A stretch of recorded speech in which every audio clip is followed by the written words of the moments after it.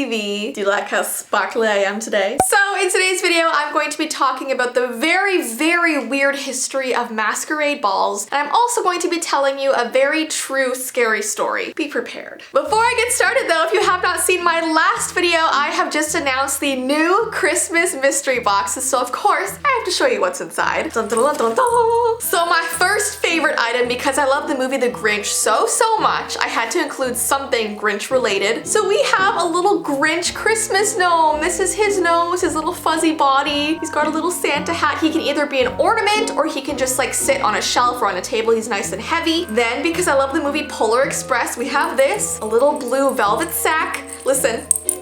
So inside there is the Christmas bell. It comes with a little note that says, before you go to sleep on dreamy Christmas Eve, ring the bell and hang it up as a sign that you believe. So yeah, this is just everything to me. Then we've got something called snow seeds. This is so fun. It's like a little vial of magical snow. You put it into a bowl, fill it with water, and it gives you snow. It gives you snow. So especially if you live somewhere in the world that doesn't get a lot of snow or any snow at all, hello, this is for you. Then we've got a little bendy stress yeti, so you can like move him in any position that you want. I love him so much. There's also different colored festive hair clips. There is a Jessii Vee pin that says weirdness all the way instead of jingle all the way. And usually I have a Christmas card with Ty and the dogs that I give to my family and friends in my personal life. But this year I thought, why not give it to you guys as well? So if you get one of the Christmas mystery boxes, you also get my yearly Christmas card, which I think is so cool. So yeah, that is all the cool stuff in the box. I love how it's kind of like Christmas movie related and really magical and just fun. So if you guys would like one before it sells out, I have linked it down below. And just another reminder, we also have Under the Sea Christmas ornaments this year. So we have this really pretty sparkly jellyfish. I mean, look how detailed and intricate it is. I love it so much. And there's also this pearl sparkly pink shell. They're just both so pretty. So if you guys would like one of those, I have linked it down below as well. All right guys, so without further ado, let's get right into today's video. So masquerade balls first originated in the 15th century, and back then they were called carnival season. Carnival is a Christian tradition that originated around the year 1200. This would happen immediately before Lent. Carnival was a time when people indulged in the things that they were required to give up during the Lenten period. This meant that right before Lent, they had this huge party and they drank liquor, they ate meat, they consumed buttery desserts excessively. Everything they weren't going to be doing in Lent, they did at this carnival season. This time of celebration also involved elaborate public displays like parades, festivals, and other outdoor parties. And during these parties, people would dress up in costume and would wear a mask. And this tradition became more and more elaborate as the years went on. And like I said, from these carnival parties, it eventually turned into full-blown masquerades. Now, one of the very first official masquerade balls ever was called the Burning Men's Ball. This was held in 1393 and it was so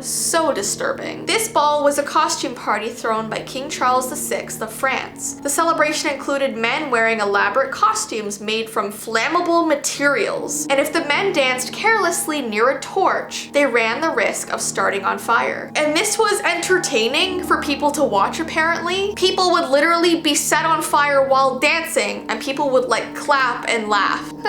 Then during the 16th century Renaissance in Italy, masquerade balls became important in high society and they continued until the 18th century. Now masquerades include lots of music and dancing. They are used for entertainment purposes and these big lavish parties always took place in the evening. Now let's talk about why they have to wear masks. Like you're not even allowed to take it off during the party. Hiding one's identity is the theme behind wearing masks at masquerade events. No one would reveal who they were until well after midnight. The mask gave people privacy and a chance to hide their true character and personality, even if by chance they were a menace to society. The mask was just able to set people free, if you will, without any worry or backlash or judgment from others. It also allowed the lower class people to mingle with the higher class people without them knowing. It also let the party turn into a guessing game of who is who. So there are actually 7 7 different types of traditional masks. So I'm gonna go through each one of them and then comment down below which one you would choose to wear to a masquerade ball. So first we have a mask called the Columbina. This is a type of mask that covers the wearer's eyes, cheeks, and nose. They are often heavily decorated with jewels, feathers, intricate trim, and other adornment. Originally named after characters in Italian theater, these types of masks are typically worn by women. Then we have the Bauta, and I'm so sorry if I'm pronouncing all of these wrong. This was traditionally worn by men. The sharp edges and square jawline make it ideal for any traditionalist. Although Bautas adorned with intricate metalwork were worn at festive masquerade balls, plain versions of this mask also disguise the identity of Italian politicians during periods of voting or decision making. And this particular mask is also surprisingly practical. The bottom of the mask points away from the wearer's face, so they're actually able to talk easily, breathe easily, eat, and drink. Then we have the Volto mask. This is a mask that covers the wearer's entire face, worn by both men and women. The three-dimensional nature of the nose and mouth made it surprisingly comfortable to wear. It's also traditionally paired with a three-cornered hat. This style was incredibly popular at carnival masquerades. It keeps the wearer's identity completely hidden from others, so while some masks just cover your eyes, you can still see the mouth, this covers absolutely everything. Then we have the Arlecchino mask. This is also known as the Harley Quinn mask. Incredibly colorful, these masks were often attached to large headpieces or elaborate collars. Their appearance is iconic, clown-like, and larger than life. Anyone who wore this mask played the part of the Joker and was expected to wear patched clothing that was adorned with bells. So if you wore this to a masquerade ball, you better be making people laugh. Then we have the Dottore Peste mask. This is an instantly recognizable mask as it is a famous symbol of Venetian masquerades. This half mask features eye holes as well as a large beak-like protrusion at the nose. It is also known as the plague doctor mask, as a French physician named Charles Delorme wore this type of mask when treating plague patients in the 16th century. This mask is just so unsettling to me. It scares me so much. Then we have the Pulcinella mask, which is actually kind of similar. This mask only covers the wearer's eyes. Attached is a slightly curved beak at the nose area. This mask is usually dark in color with very little adornment or decoration. Traditionally, it is worn with loose-fitted black overalls. That is oddly specific. You can only wear this with black overalls. And lastly, we have the Pierrot. This is another full coverage mask that is similar to the Arlecchino. This white clown-like mask is representative of another character from Italian theater. Because it is all white in color, it is reminiscent of a traditional pantomime's face. And a lot of them that I saw has this black tear, which I find really interesting. So comment down below, which one of these 7 traditional masks would you wear to a masquerade? And by the way, it doesn't matter about genders. No matter what your gender is, you can wear any mask that you want. I was just talking about historically how it was worn. Okay, so lastly, I have a really creepy story, and this is called the Haunting Plague Doctor Mask. So this story is supposedly true.